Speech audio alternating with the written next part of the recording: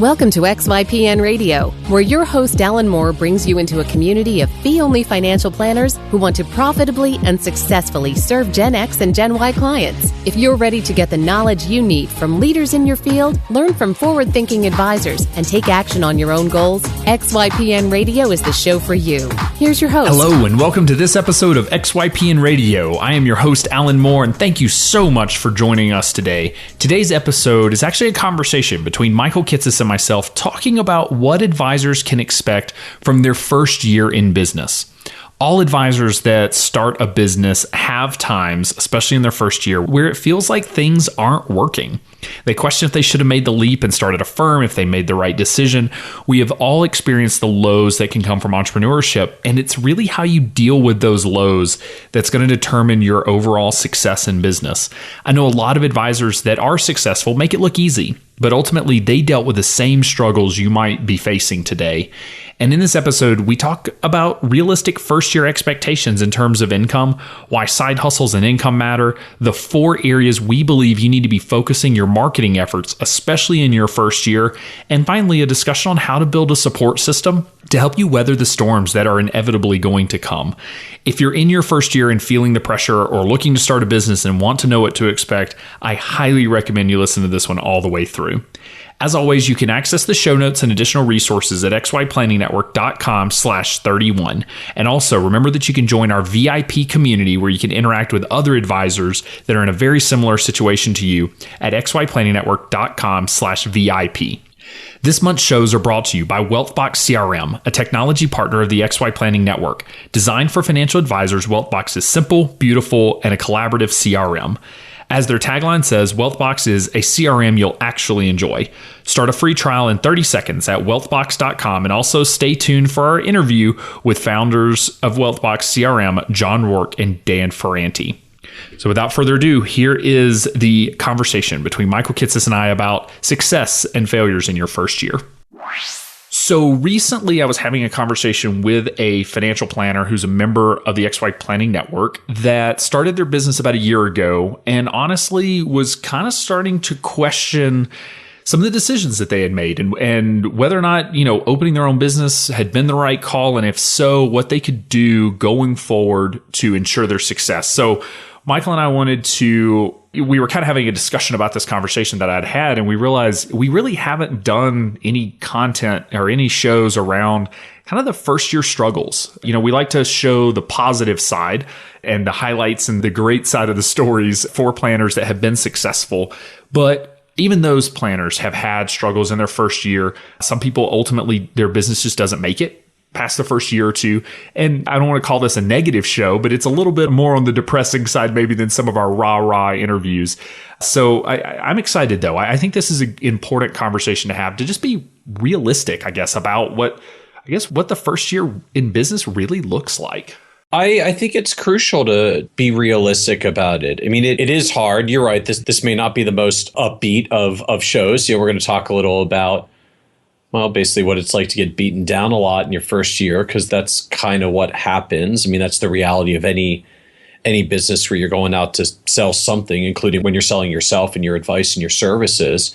As anybody that's ever been in a sales job knows, you get a lot of no's. I mean, you get a lot of no's. It's just part of what happens. And, learning some of just the mental mechanisms and the rest about how you deal with that, I think it's a shock for a lot of people who've never been in any kind of sales role or business development role before, who experience that for the first time. And I know the reality for a lot of advisors who go out on their own, it's kind of a painful, rude awakening when they go through that for the first time, when maybe in the past they were within a large firm environment or a corporate environment where the firm served up the people to them. They never really had to go out and get the people and bring it in. So like you, I'm cognizant this may not be the happiest of or the most cheerful of episodes, but it's important. It's important if you're really thinking about going out to start an advisory firm that you recognize what's coming and what you need to prepare for. And I think this is a really good example of what you see is not necessarily reality. Perception is not always reality. And so, and I will put myself in the case that, when I'm on social media talking about my firm or things that happened in my first couple of years, I talk about the successes, right? I'm not sitting there talking about the failures. I'm not saying, oh no, I lost a client. I'm saying, oh, I brought on 5 clients. With XYPN Network, we're not out there saying, oh, we lost 2 members. We're saying we got 5 new ones. And, there's been some interesting research around how people tend to only share or mostly share positive experiences on Facebook and Twitter and kind of social media in general. And that is giving a false perception of the real struggle. Just because your neighbor has a really big house doesn't mean they're rich. And this is my fault as show host sometimes of not always necessarily digging in to some more personal things with our guests. And we'll try to do a better job of it going forward to really say, it's great that we have the success and it's great that you've made it from point A to point Z, but what happened in between? And I think that if we get the honest answer, we're going to hear a lot of successes, but we're going to hear a lot of failures and probably more failures than successes. Yeah, there's this analogy out there. I don't know where it came from the first time, or I'd credit it. I wish I could. I saw it somewhere on social media myself. That it was called like the success iceberg illusion or something to that effect. And it's this idea that, when you look at someone else's success, and this is probably only amplified in a social media world, but I think it's been out there and in the context of kind of media covering celebrity or success for a long time. We see the outward stuff of success, we see the outcomes of success, and we never see not even just the hard work that usually went on to get there, the whole all those people who became an overnight success by getting their ass kicked for 10 years and then suddenly exploded on the scene. They're like, wow, this person came from nowhere. It's like, no, they've been killing it for a long time just to suddenly hit the public domain. But it's not even just that most overnight successes aren't really overnight successes. They were long building processes that compounded to a certain point. But that even with those, we so rarely see the struggle stuff that goes on behind the scenes, all the shit that goes on. I find even in advisory firm context, so often when people change firms, there's this, my firm has all these people struggles and I'm going to go to another firm that looks like it's more successful, than people get there and realize, no, human beings are human beings and have a certain level of being messed up. And that just happens anywhere, at any people business, any advisory firm business. Every firm has some level of struggles of, we wish they would communicate more and explain more and train more and do more things and have more time for their people. And that's just sadly kind of a universal thing. Everyone struggles with that to some extent. And we get, I think, sucked in with this sort of success illusion. All we see is the tip of the iceberg above the water, the success level above the water. And we don't see what's beneath the surface, all the struggle, the hard work, the challenges that go on there that help to move it forward. Yeah, I agree that we're kind of talking about 2 pieces here. One is the day in and day out hard, grueling work that goes into building a firm. All of the pieces that happen. And then the second part is, how do you manage the struggle?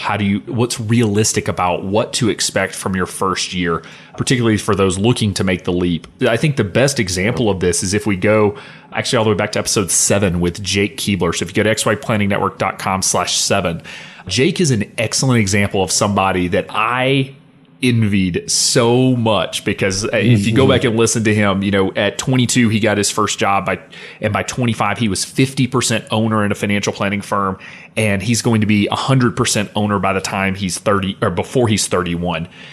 And you look at that and you say oh my gosh, how lucky. Jake is so fortunate that he found Karen, the advisor that he bought the firm from. And older advisors say, Karen's so lucky to have found Jake. And we kind of credit it up to, we don't really see what's going on. We only see the success. And I can tell you, and he detailed some of it in that episode. And just from knowing Jake, he worked his ass off to get that firm. And not only did he work his ass off to be the worthy successor, which he absolutely was, he has subsequently been working extremely hard to grow that firm into a profitable business that is sustainable. And it took work every single day to get there. And so the struggles and the work that we're going to talk about today is very centered on, kind of your first year in business and getting started. But if you're looking at buying a firm or you're looking at getting your first job, this is what it takes. The common thread that you'll hear with every interview that we have done, every vendor, everyone that we have had on this show, ourselves included, is that it took work every single day. And I don't know how to reiterate that any more than to say that, like, the people that come on here on this show and have success were not the ones that, showed up at 9, went home at 5, and didn't really pay attention to anything that was going on and party on the nights and weekends. They spent their nights and weekends passing the CFP exam and the CPA exam, or getting their enrolled agent, or working a side hustle, or, waiting tables because that's what it took. And it's hard to capture that because, as somebody who made hopefully some of those positive decisions myself, it's hard to remember all of those pieces. Yeah. But just know that they're there, that this is not, there's no simple formula other than it's just hard work. But again, even those that are the rock stars that you see out there, they had their own struggles. Whoever it is that you respect and that you idolize and you say, that's what I'm looking to build. That's the lifestyle I want. They have the firm type that I want. Reach out to them and ask, because I think what you'll find is that they'll readily admit, like, yeah, it was hard. There was a lot that went into building the firm and getting me to where I wanted to be. Yeah, it's so true. And I feel like we should. So let's just set some realistic expectations, shall we? Like, what does a first year look like? Now, I throw out some numbers on this, and people will argue. Now, there's a range. And if you've been listening to this show, you'll hear some smaller numbers. You'll hear some larger numbers. So obviously, I'm going to throw out some macro level data that, people ultimately are coming at it from different angles. If you have no experience, you've never worked as a financial advisor, and you get started, you're probably going to make less money in your first year than somebody who is, a Justin Rush, who was on the show, who broke away from a firm with, $20 million in AUM or whatever, and 60 clients. The other piece too is, how much of a hustler are you? Some of us are more gifted on the sales side. Some of us are less gifted on that side. And so honestly, your first year or two and the amount of money that you make is really going to depend on your hustle and how, honestly, your sales ability. Whereas I think your long-term success, while it will certainly depend on sales ability, becomes more about your ability to do a great job for your clients, building relationships, that sort of thing. So these are all variables, but I'll actually give a shout out to Cheryl Garrett. When I first started my firm, I started with the Garrett Planning Network working hourly. And she actually had some interesting data from their members that I'll just quote because I think it's interesting. And that was that you could expect in your first 12 months to bill about 10% of the hours that you were working. So in a standard 2,000 hour year, you would expect in your first year to bill approximately 200 hours. So if you are billing at $200 an hour, expectation $40,000 gross in the first year. And I've actually seen that number play out reasonably well. And so I think that's actually, if I had to just come in and somebody say, give me a number that I can expect to make in my first year, I think I would start somewhere in the 40,000 range. For some advisors, that's high. And I know I'm going to get an email from at least one advisor that didn't make that in their first year. And I understand that, but I would say it's a starting point. It's a starting point, and $40,000, and that's kind of that's assuming you've got all your time to put towards this, right? Yeah, that's kind of this. This is 10% of your hours in a world where some people who may be coming to this are transitioning from something else, are not necessarily putting all their time in, and so, just to clarify, like that's not $40,000 because you're doing this as a side hustle while you're also doing your other job full time. This is like you're spending a whole lot of time networking, relationship building, seeking referrals, serving the people well, asking them for referrals, doing all the stuff that goes with just trying to get some volume of clients to even get to the 200 billable hours and $40,000. And of course, that's 40 gross. So if you got expenses, business expenses, granted, not a ton for starting an RIA, and we've written a bunch about this. A lot of people start their RIAs for no more than probably $5,000 to $15,000 of sort of hard costs and some operating software and stuff for the first year. But that means you might only be netting 25 to 35. And that's if you're keeping it lean and you don't have an office space. Yeah, we can post a link in the show notes, but we actually have a first year budget projection for anyone that is looking at starting a firm. You can go to xyplanningnetwork.com/first year budget, all spelled out, no spaces, first year budget. And you can download a budget projection there that actually does have some income projections based on running a monthly retainer model. You can play with, are you going to do hourly, project-based, upfront fees versus, it kind of lets you play a little bit. But on the first page of it, it details out what you can expect to spend in your first year. And I use 10,000 as a rule of thumb, assuming you don't have any overhead of office space. But you make a fair point with the number of hours worked. Now, I am somebody who works in extremely intense creative spurts. I am not somebody who can sit at a desk from 9 to 5 and be productive. I generally can work for about 60 to 90 minutes, and then I run out of juice, and then I need to recharge by watching TV or going for a walk or exercising or, having a conversation with a friend, whatever.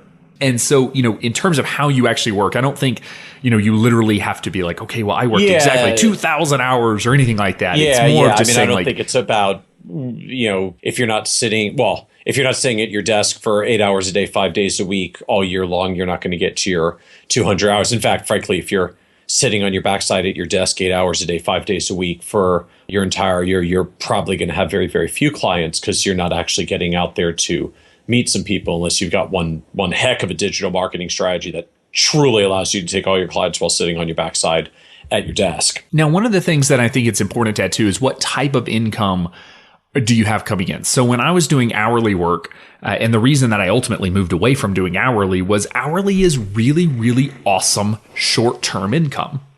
And I actually I'd have to rerun the numbers. I gave a presentation on this after my first year. I think I made $48,000 in my first 12 months in business from launch.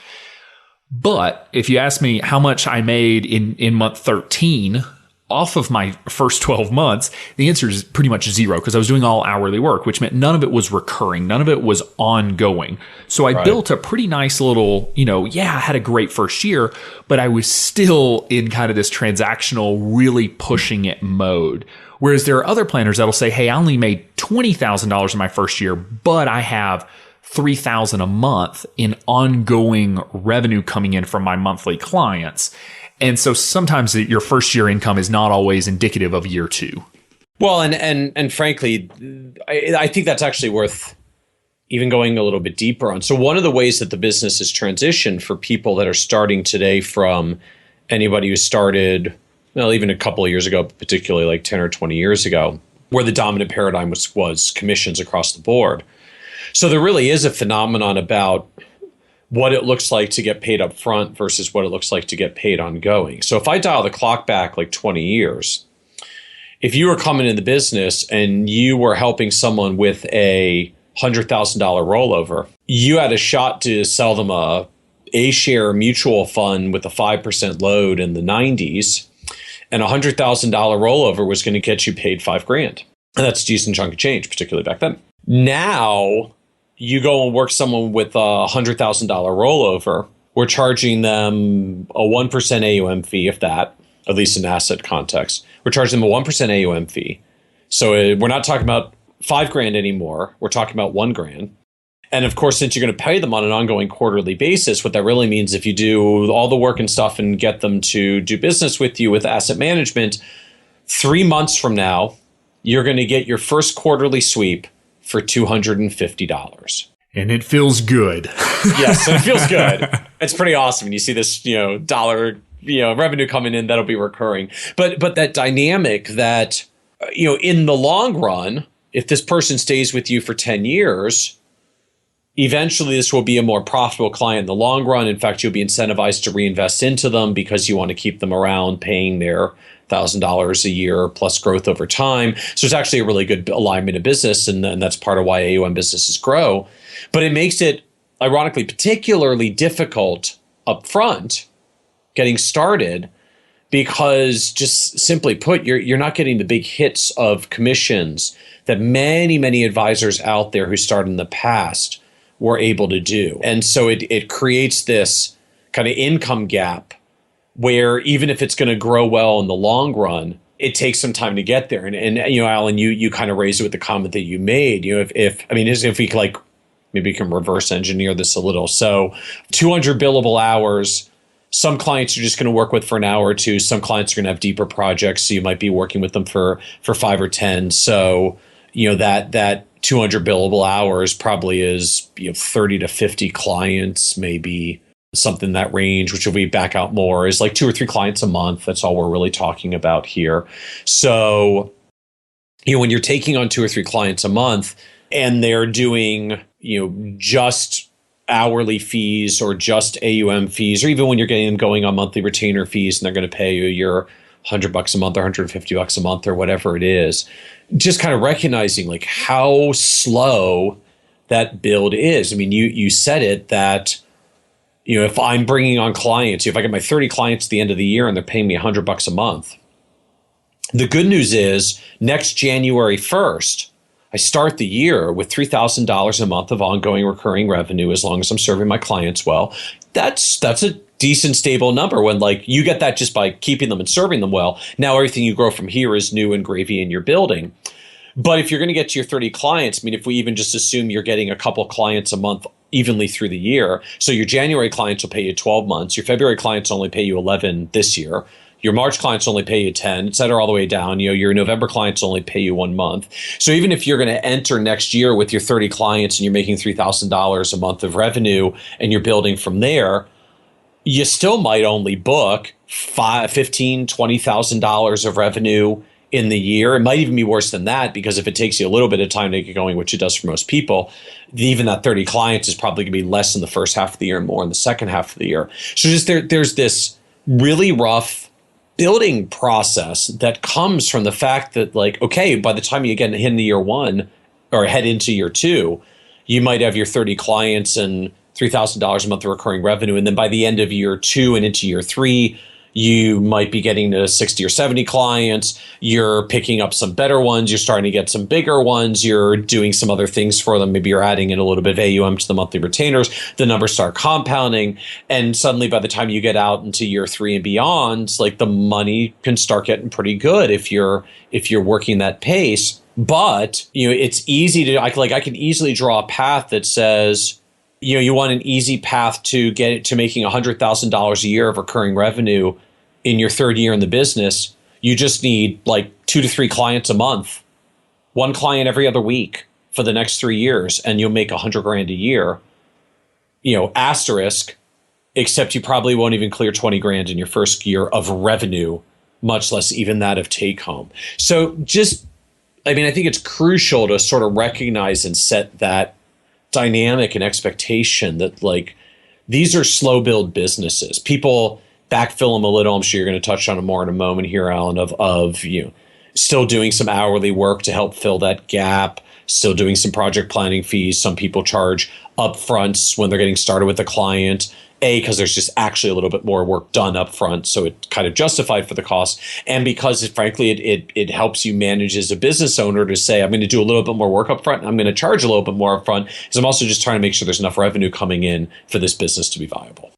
Yeah, you're absolutely right. And that is why I'm a big advocate for doing bigger upfront fees. So, a very common fee structure is, $1,000 to $2,000 upfront for plan development, and then some sort of ongoing of $100 to $200 a month. Those are the kind of general numbers that I'll use.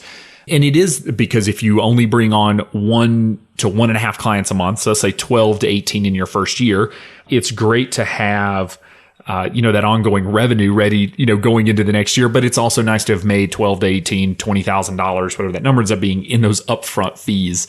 Hourly and project-based work is excellent one-time money in your pocket revenue to keep the doors open.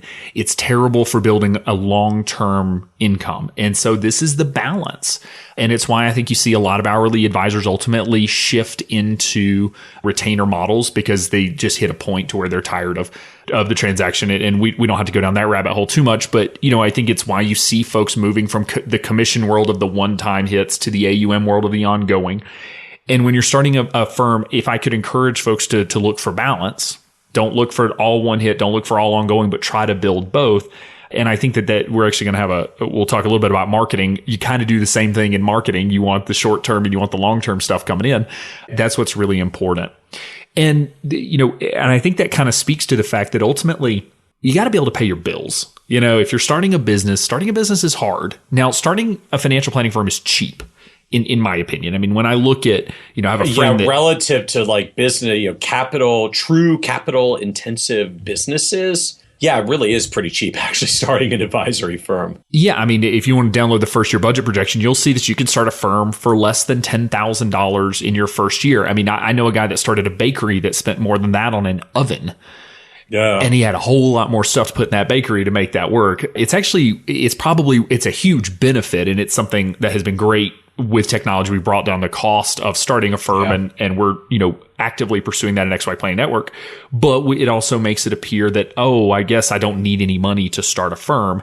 And that is certainly not the case. We can go back, Michael, to your original episode, back in episode 1, where we talk about some of this, where, look, personal expenses are really important and you got to be able to pay your bills. And I just want to highlight that point once more, because it's so crucial. Like, the thing that sinks most people who try to start an advisory business is not the cost of their advisory firm. It's not the expenses of their advisory business. It's the expenses of their household.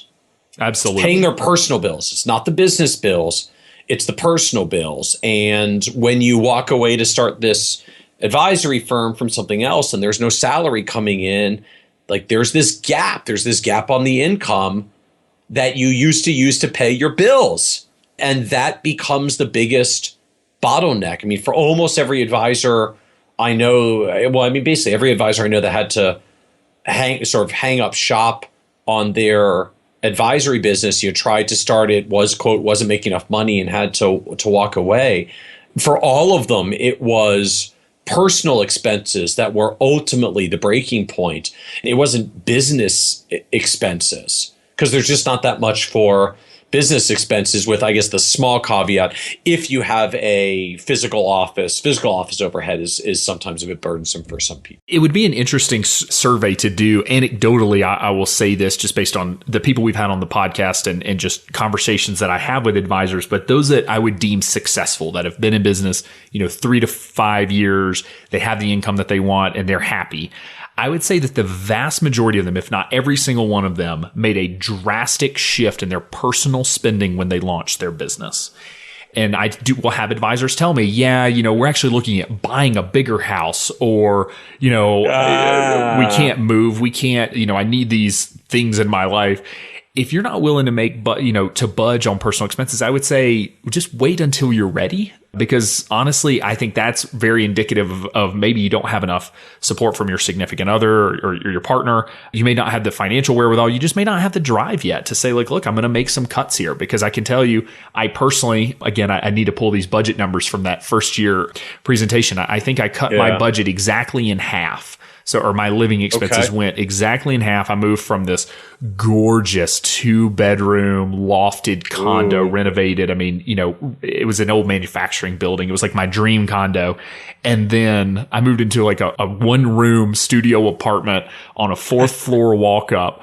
And that's where I lived for a couple of years. And that was awesome. I mean, it was kind of a fun experience to look back on now. At the time, it was horrible. But I know a lot of advisors that made way bigger sacrifices than that. That's just an example of, ultimately, hopefully you're getting your own personal financial house in order so that you can take some of the stress off. Because, the other piece that you'll hear us talk about all the time on the podcast is side hustle, bringing in side income. Because ultimately, if you can pull your personal expenses down 10, 20, 50% and find some way to make $1,000, $2,000, $3,000 a month on a side hustle, you've basically eliminated the need to make money off your business until whenever, basically, until you're ready to bump your lifestyle or scale back the side hustle. Yep. So bringing in that side income is crucial. And, there are so many ways to do it. I mean, every interview I think that we've done has had a different example of, Matt Becker talking about writing, and he's made a bunch of money that way, as a guest blogger. We've had folks that, ultimately have worked as baristas, and Eric Roberts that worked as a waiter when he was launching his business. Or we have another member in XYPN that is a bus driver 4 hours a day, 2 hours in the morning, 2 hours in the evening, works on his business the rest of the time, but that pays the bills. Kind of that nothing is beneath me attitude that, hey, ultimately I just need to close the gap, and cool. And the thing I'll add to that, and one argument that comes up, we need to do an entire series of shows just on side hustle. People will say, oh, why would I go wait tables and make $10 in an hour when I could focus on my business and make $200 in an hour? It's a good question. Which is a great question, assuming... Why should they, Alan? Assuming that if you work one more hour, you'll make $200 extra. My question is, if you're already working 40 hours a week in your business, are you making $200 an hour all 40 hours that you're working? Will working one more hour make you $200? Probably not.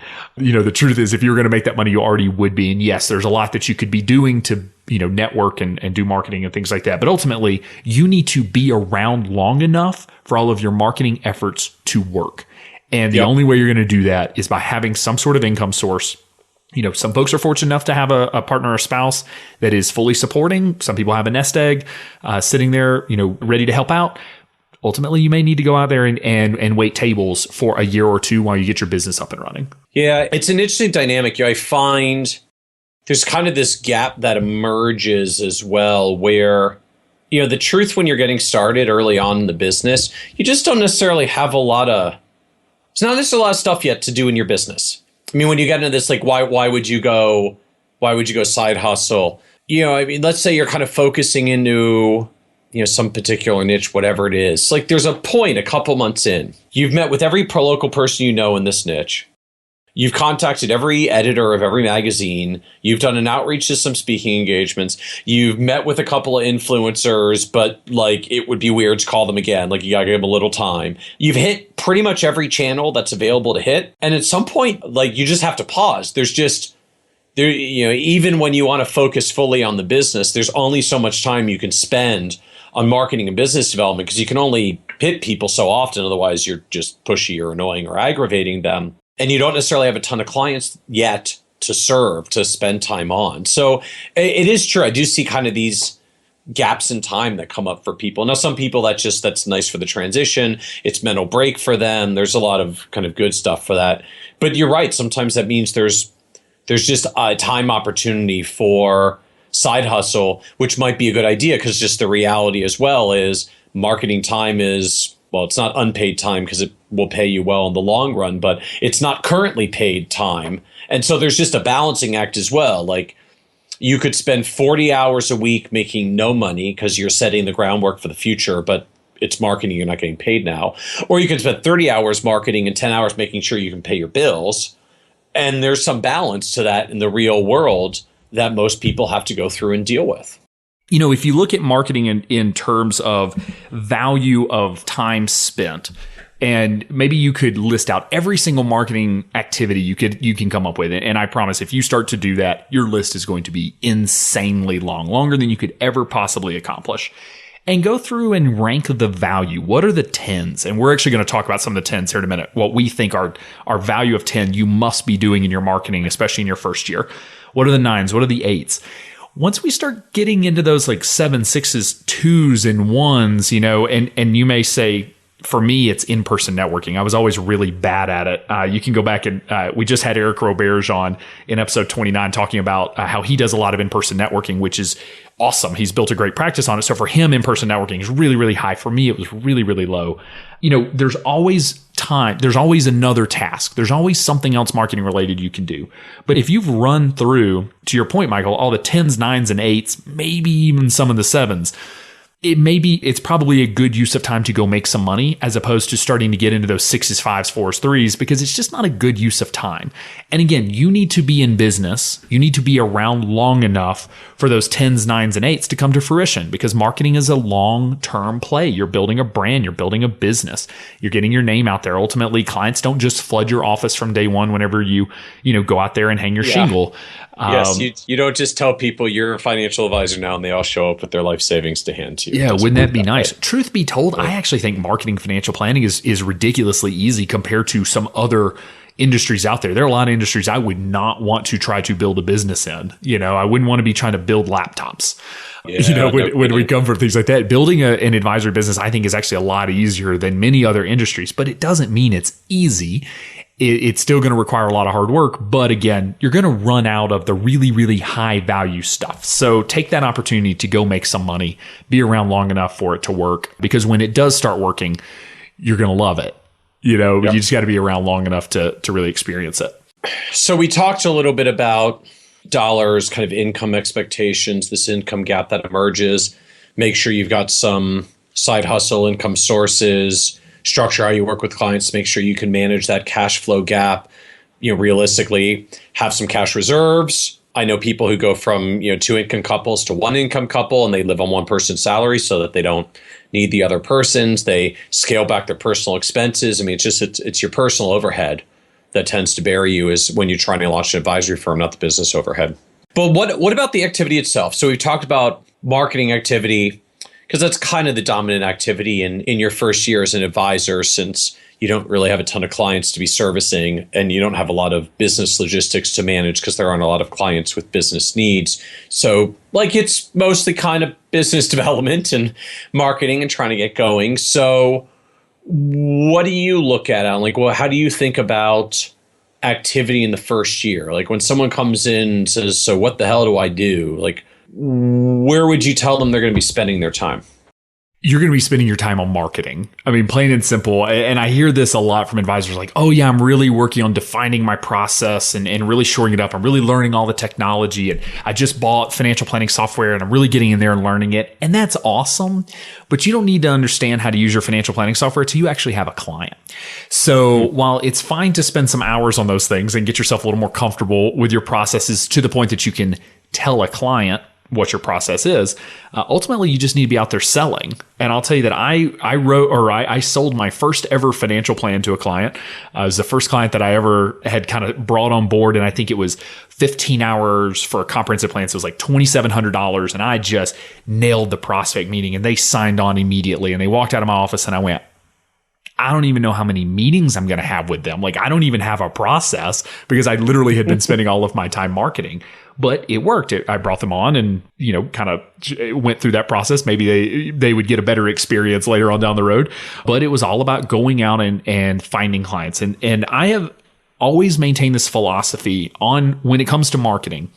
Those 10s, 9s, and 8s for me was I always wanted to be in front of people that were looking for a financial advisor instead of trying to convince people that they needed to hire a financial advisor. And just to kind of clarify what that means. I want you to repeat that again. Finding people who are looking for an advisor rather than convincing people they need one. Exactly. Because if I walk into a networking room and I find somebody and they say, yeah, I'm married, I have 2 kids, starting a business, whatever. And I say, okay, you're my ideal client. I now have to convince them of the value of financial planning, sell them on why it matters to them, how financial planning will change their life. And then I have to sell them on me as the advisor and why I make sense and my costs and all that. Moving someone from they don't even know what financial planning is to client is a really time-consuming, energy-draining process. It takes a long time. The flip side is if you are out there and someone comes to you and says, hey, I'm looking to hire a financial advisor and I found your name, we're 90% of the way there. Now I just have to explain how I do it, how I'm different from other financial advisors, because ultimately they're looking to hire one and I'm on the list that they're interviewing. So whenever I was kind of prioritizing my marketing early on, I wanted to be in front of people looking for a financial advisor. I did not want to be trying to convince people that they needed to even do financial planning in the first place. And so my number one marketing, I guess time spent marketing, number one technique, and the thing I push every single new advisor to do is I went and I sat down with every single financial advisor that I could find. I started my business in Milwaukee, Wisconsin. So every advisor in Milwaukee and even northern Chicago, because it's not too far away, that would meet with me. And I made my pitch and I said, look, you've got people coming to you that are looking for a financial advisor.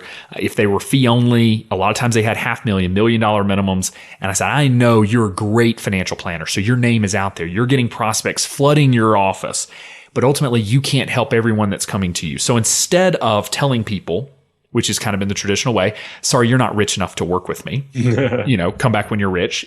Hopefully deliver slightly more tactful. Hopefully. Yes. But that's kind of how it feels. I've had to have that conversation before. You just don't make sense for the firm. Basically, sorry, you're not rich enough.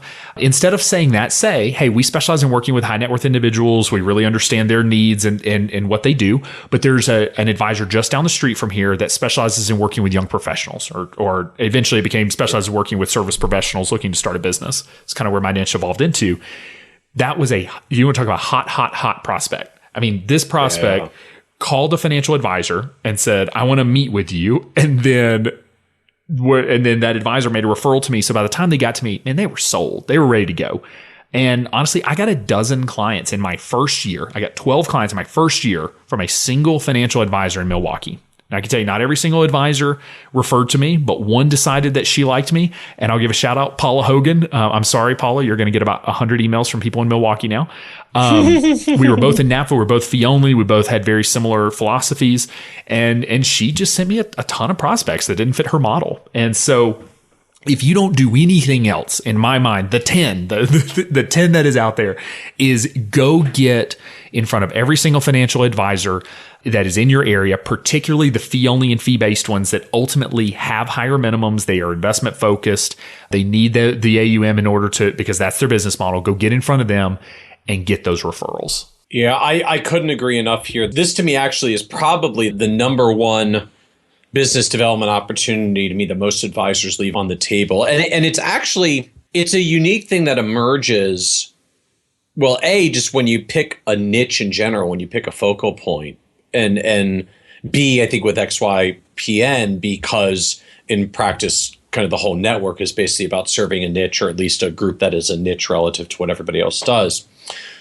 If you talk to actually a lot of advisors out there and said, hey, I've got the guys on XYPN radio said a great way to get new clients is to ask for referrals from other advisors.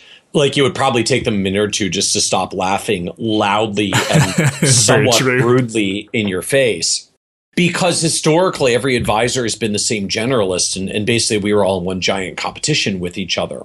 But when you take on a focus, when you take on a niche, and Alan, you highlighted it precisely with what you were talking about with Paula, the reality is, A, as you get more focused, and B, as other advisors get more focused as well, eventually you reach a point where you're not actually competition for each other. You do what you do, I do what I do. And if I meet someone that's good for you, I send them to you. And if you meet someone that's good for me, you send them to me. And frankly, that's how cross referrals work. That's how they've always worked. That's why there are networking groups out there. When you serve Gen X and Gen Y clients who don't have significant assets but have income and are service professionals and trying to get going, and the other firm serves baby boomer millionaires or whatever it is. I don't know if that's Paula's exact client base, but that kind of dichotomy, like, you're so far apart from each other. Like, you may as well be a plumber referring clients to an attorney back and forth. Like, there's no, like, you're not in competition with each other. You're at like opposite ends of the spectrum. Absolutely. For the services you actually provide people. And folks might need both, but they're just different. They're just different services. And so now suddenly having relationships with other advisors is an opportunity for you to get clients, to get referrals. And as opposed to going out to attorneys, accountants, or all the other things that we talk about as centers of influence, and that's fine as well. But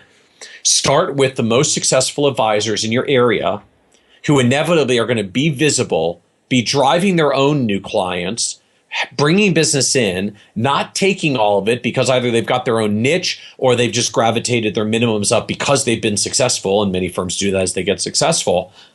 Basically, like, I guess it feels sad to say it this way, but you can make an amazing business taking other people's cast off clients. To say that in a nicer way, we'll call it the low hanging fruit. But yes, it is what it is, because those advisors are turning them away. And truth be told, those advisors with $1 million minimums don't know where to send those prospects. I have conversations with these advisors daily. They don't know where to send them. And it's part of we get a lot of referrals just to XYPlayNetwork.com because advisors are just sending their smaller prospects or younger prospects to our website to go find an advisor. Right. Because, I mean, put yourself in it from the other person's shoes. Like, someone comes to you and wants help. You can't help them. We're advisors, most of us, we're helping people. We're in a helping profession. We don't like to really say no to anyone. In fact, a lot of us really suck at saying no, me included. So if we have to say no, it's almost natural. Like, if I have to say no, I want to at least send them somewhere else so they land somewhere okay. Like, it's for a lot of advisors, basically it's how you purge the guilt of not working with someone, of saying no, of saying, like, I'm sorry you don't have enough assets to work with our firm. It's like, but I'm going to make sure you land someplace that takes care of you, because it's the least I can do. Almost literally, it's the least I can do when I'm going to say no to you. So, like, just recognize that dynamic, recognize that opportunity, recognize that environment, that there will be other advisors out there who are getting prospects coming in who can't and won't work with them. And you really have an opportunity to be the place that they send people to when you serve a clientele that's very different than theirs. But the good news about the XYPN network is the odds are actually very good that you're going to be serving something very different than what they do. Absolutely. So 2 quick stories. One is, if you want to go back, listen to Eric Roberge's interview for episode 29 very recently. And in that, he talks about that he's in Boston. And in order to get to every single fee-only planner in Boston will take him a while. And he didn't do this intentionally, but what he ended up doing was getting a next-gen chapter started for FPA Mass, which is one of the largest FPA chapters in the country. Yeah, it is. And I was presenting there, and I tell this story. If you want more detail, you can go listen to the episode. And somebody was introducing him and called him the face of next gen in Boston. The face of next gen in front of like 200 financial advisors that were there for the symposium. And so he basically found a way to scale up in a big city. If you've only got 5 fee-only advisors near you, which was about Milwaukee, it's one thing. Right. But if you're in a big city, there are ways to get involved, to get your name in front of a lot of advisors to start building those relationships. The other thing I'll throw out there, and I know to your point, Michael, there are advisors that are thinking like, this is so dumb. No one would ever refer me business. People don't do that. They do. They really do. I was having a conversation with an advisor, and he said, Alan, he said, ultimately, I got in this business to help people.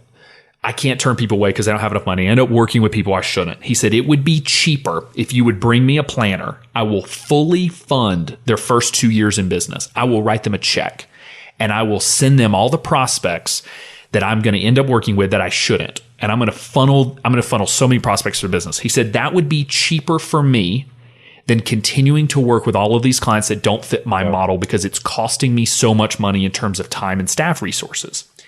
And I thought that was really eye-opening, because this was not a very big firm, but he was just saying that, look, I'm working with so many people because I just feel the desire to help, that I'm losing more money than it would cost me to start a new firm just to help these people. And so he was looking for someone. And again, I'm sure I'll get 100 emails about this. I think he was able to figure it out. But those are the situations that are out there that you don't realize when you're talking to some of these advisory firms, that they are losing money hand over fist working with some of these clients that they shouldn't be. So it's a huge opportunity. And again, a lot of them end up taking them on because we're helpers. We don't want to turn people away, and they don't know where else to send these clients. They just literally don't know where to send them. So be that person, solve their problem, give them a place to offload clients that they're not going to work with, and everybody wins. They win because they're not going to service clients they shouldn't be servicing. You win because you get business from them. And the client wins because the client gets to someone who really wants to work with them and serve them well, which is what you will do. And frankly, what a lot of those larger firms probably will not. If they take someone that they're not really serious about serving because they didn't want them, sadly, the odds are pretty good that the client's not really going to get serviced that well anyways. Very true. So obviously we could do an entire episode just on how to do the ask from other financial advisors, but that's a huge priority. But I think it's a starting point out there, like for any of you that are looking at this business, or any of you that are already in the business doing this, or you're in your first year or few and you don't have as many clients as you want yet. If you are focused on Gen X, Gen Y clients, or some other niche, some way that you're materially different in who you work with than, say, all the other RIAs in your area that have probably gravitated, at least to some extent, up the line, or frankly, particularly the largest firms, because what we actually see in the industry benchmarking data is the largest firms tend to have the largest clients. So talking to fellow solo RIAs, you're going to find a lot of other people that work like you do. Talking to a bunch of firms that have hundreds of millions of dollars or a couple billion, the odds are very good they're going to have much higher minimums now. It's how they tend to gravitate. So go to those folks, go to those businesses, take 10 of them out to lunch and just say, hey, I just want to understand more about what you do and tell you about what I do. I'm just networking and I want to ask your advice about the business. And, most experienced advisors are happy to help out a newer planner and just spend a little time. And it's an opportunity for you to say who you serve, what you do, and paint that picture for them of, so here's the kind of person you might be talking to that you don't really want to work with that I would love to work with. So I'll add one more piece to your point, then we'll move on. And that is, remember that with larger firms, anybody over 50 million AUM, I would say, the advisors that you're taking out to lunch aren't the ones who screen the prospects. So sometimes it helps, and I used to do this where I would try to take receptionists or the paraplanners, the younger advisors, somebody in that firm probably does initial contact with a client and are like, we'll lay out hey, just so you know, our minimum fee is $10,000, or we typically work with clients that have over $1 million, and they say, oh, we're a young couple getting married, we have $5,000 in a Roth IRA. They go, okay, yeah, we're not a good fit. Be sure you're on their radar and on the list that the advisor is giving them ultimately where to send those prospects, because the advisor may not ever actually be talking to some of these younger prospects. So I'll throw that out there. That's a good point. So again, if we take a step back, we say, we're looking for clients that are looking for an advisor. Where are they looking? So think about your target market. Where's your target market going to look to hire a financial advisor? We have talked about that they're going to talk to financial advisors that are successful, that they've seen, maybe their parents use, friends of friends, whatnot, because those advisors have big brands, big marketing efforts. They saw a seminar or whatever. The other area is Google. I've heard of that. It's this new website. You can check it out that people use to find stuff. Oh. And what you'll find is that a lot of the associations and organizations like NAPFA, like XY Planning Network, like FPA, CFP Board, have done a very, very good job of building SEO. Which, if you want to learn what SEO is, go to our last episode with Brent Cardiff in episode 30. But they've built really strong search traffic for people looking for a financial advisor. They've built strong relationships with the media, and that the members of the media are writing stories about how to find a financial advisor, and they're quoting these organizations, and they're linking back to these find an advisor searches. So all of the organizations, associations out there have a find an advisor search profile. They have a search engine that, if you're a member and meet certain qualifications, have the CFP, be fee only, whatnot, then you can be listed there. And consumers are using those to find a financial advisor. I got an email just last week from a prospective client that was looking to hire an advisor, and they say they want to know how we're vetting the advisors because they trust us to hold out our advisors as a next level up. So instead of him saying, like, I'm just going to go talk to 3 or 4 advisors at random that I find, they're coming to the organizations. They're going to NAPFA, they're coming to XYPN, they're going to FPA and saying, hey, if they're a member, maybe they're of a higher level. Maybe. Right. Who knows? But either way, when they are funneling consumer traffic to those find an advisor searches, that is what I would call static marketing at its best. That is lazy man's marketing. Is go be sure your bio is solid. It explains your niche market, explains who you are, tells your story, that it's compelling, and put it up there. And you don't have to do anything else. You just get listed on NAPFA's website. You just get listed on the XYPN website. That's all you got to do for a while. And I see so often that people get so caught up in, I'm going to go to the networking events, I'm going to go do these other things, that they won't send us their bio so that we can post their find an advisor profile. They're in NAPFA and they don't have their profile live.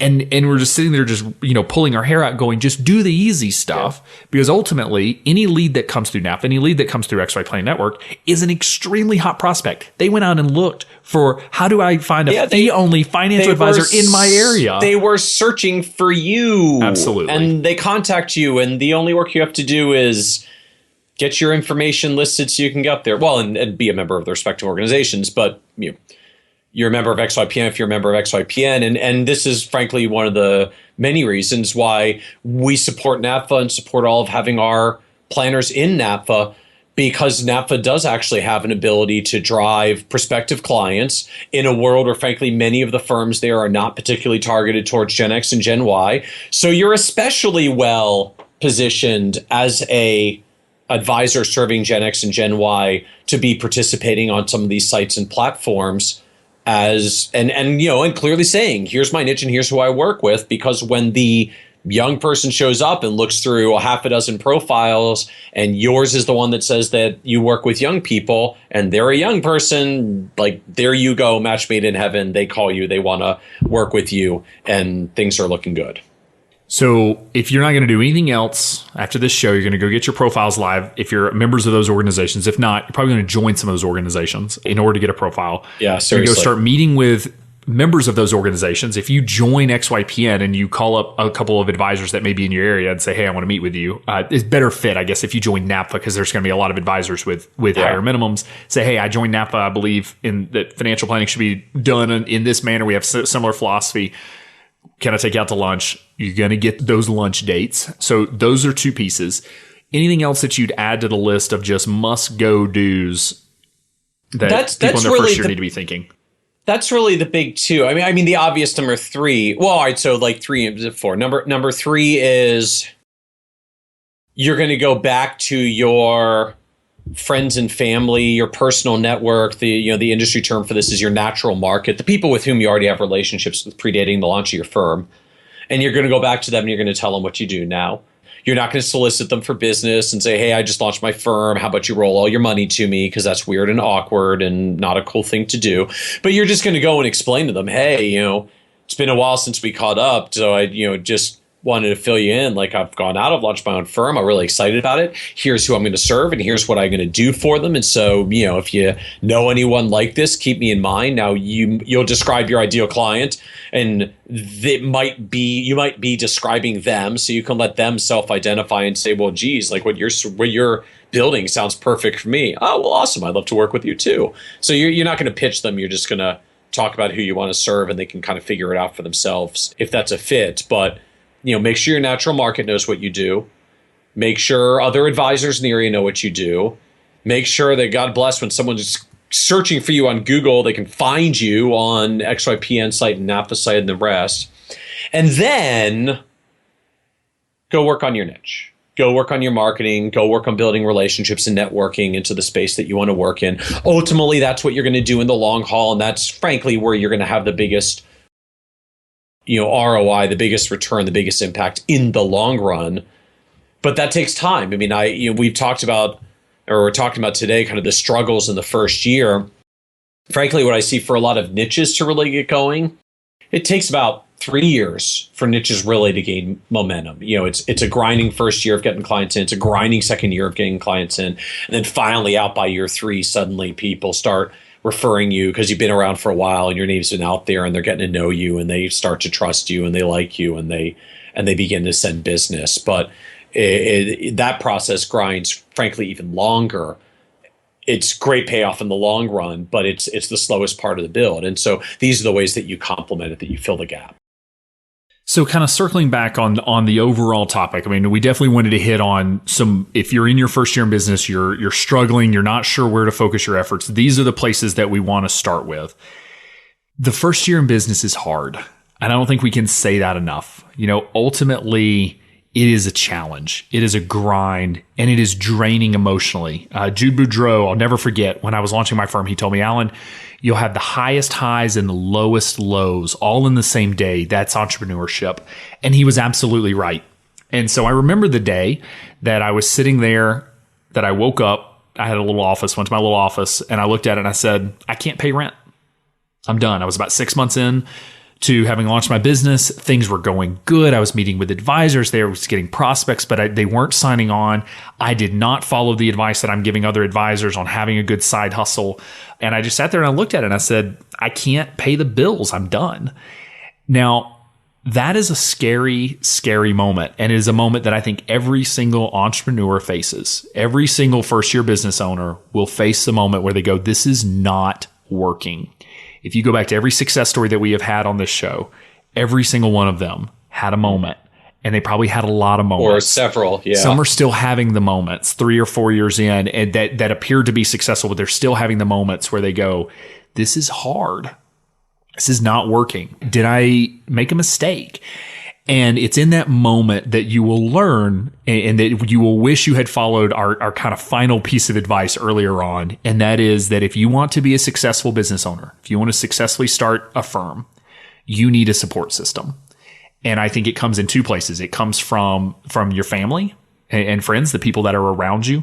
If you have a partner that is not pro you starting a firm, the first time you come home and go, hey, baby, I don't think I can pay rent. you're going to be done. What you need is for them to be extremely supportive and for them to, honestly give you a shoulder to cry on, to be able to say, hey, maybe I can make a little more money. Hey, maybe there's some places we can cut. Hey, how do we make this work? They've got to believe in what you're doing as much as you do. Otherwise, it's not going to work. And the other piece is your professional side, and that's your study group. And, listeners of the show have heard me say just how important FP Hackers, my study group, was to the launch of my firm and the ongoing success of my firm, because ultimately it was in the moment where I had to say, this isn't working, that I had a group to get on the phone with to say, hey, what do I do? And they knew my situation inside and out. They knew my firm inside and out. And they could say, hey, you said you were going to meet with 5 planners this month. How many did you meet with? They could hold me accountable on the things that I said I needed to be doing that I maybe actually wasn't doing. They were my accountability partners. They were there when I had the highest highs. I paid off my loan that I used to start my business. And I was able to say, I'm debt free in my business. If this thing goes under, no one loses money. And they were there when I said, I think I'm going to have to close down, and everywhere in between. And so if you're in a position where you're looking at starting a firm, you're getting things rocking, the one thing I can tell you is nothing will be more critical to your success than having your partner on board and forming a study group of other advisors in a similar situation that can be your support system for when things get tough, because they will be your lifeline ultimately as you're getting started. Amen. Yeah, so much good stuff there. I can't echo enough the importance of having a study group and a peer group. And it's an interesting dynamic for me. So on the one hand, we believe in this so much for XYPN that anybody who joins and is coming in, like we will put you into a study group or a launcher group if you're getting started, a study group if you've already been going for a while. We will put you into one because we think it's that crucial. Now, as we're recording this, I actually just came back from a meeting with my study group. I actually get together with them in person twice a year. We go away for 2.5, almost 3 days together. 11 of us are actually a pretty good sized study group by the standards of many. And we're celebrating our 10-year anniversary this year of having gone through this together. All 11 of us still in the group, the same original 11, no one is left. And I think a lot of it is because we have this group for mutual support, because all of us have gotten our asses kicked at some point along the way by our jobs, our careers, the businesses that we're in. It's just I think it's the reality of life to some extent, but it just seems to be amplified. Basically, when you're a business owner, when you're the advisor, getting the clients, finding the clients, handling the clients, it's your emotional win when someone says, yes, I'm going to come on board and signs an agreement with you. And it's your personal loss when you lose a client, when someone walks away and leaves you. And it's rough. I started in the financial services industry straight out of college into the insurance side of the industry. I didn't know what the hell I was doing. I had basically no social support system aside from being in basically a bullpen of cubicles with a bunch of other young 20-something males, basically all of whom were doomed to failure, and pretty much all of whom did fail. And there's actually still a small segment of industry out there that only knows me as one of the nameless many that failed as an insurance agent 15 years ago. And I suppose someday I have a dream to stand in front of MDRT convention and keynote the convention, start out by saying, I'd like to introduce myself. I'm a failed insurance agent. It's on my bucket list of items. But that was the dynamic. Like I had completely unrealistic expectations for income. I had completely unrealistic expectations of what it was going to be like. I had no real support system around me for what it's like, particularly back then. Smile and dial and cold calling. Like, you think it's tough getting rejected? Try it 300 times a day, 6 days a week for a year. It's rough. And frankly, I see a lot of advisors that struggle in their first year. Some of the things that you'd mentioned, Alan, they're trying to nail down their processes. They're trying to master their software, all that stuff. And while you need to know some of that stuff or be ready to figure it out quickly so that you can deliver some value to the person that hires you, and there is, I think, truly a benefit to being able to articulate what process a client is going to go through, because it helps them understand what they're buying and makes them want to pay for financial planning. I've seen a lot of advisors fail because they're so afraid at the end of the day of going out there and putting themselves out there to ask for business, and the possibility of getting rejected or having been beat up enough because they've been rejected, because that happens. If you ask people to do business with you, not everyone's going to say yes. That spending time on their software and their technology and their business and their process and all the rest, it's an excuse to not have to go out there and put themselves at risk for rejection. And it ultimately blows up their business, because if you don't go out there to get some no's, you're never going to go out there to get some yeses, and you're never going to get any clients. So, or you're going to get very few. Websites will send you a little maybe, but you're probably not going to get enough to get to the number that you want to get to. So just recognize, like, truly that dynamic, like, asking people to do business with you means you're going to get a lot of no's. And that's depressing for any rational human being. If that doesn't depress you, sometimes you're one cold hard bastard, I guess.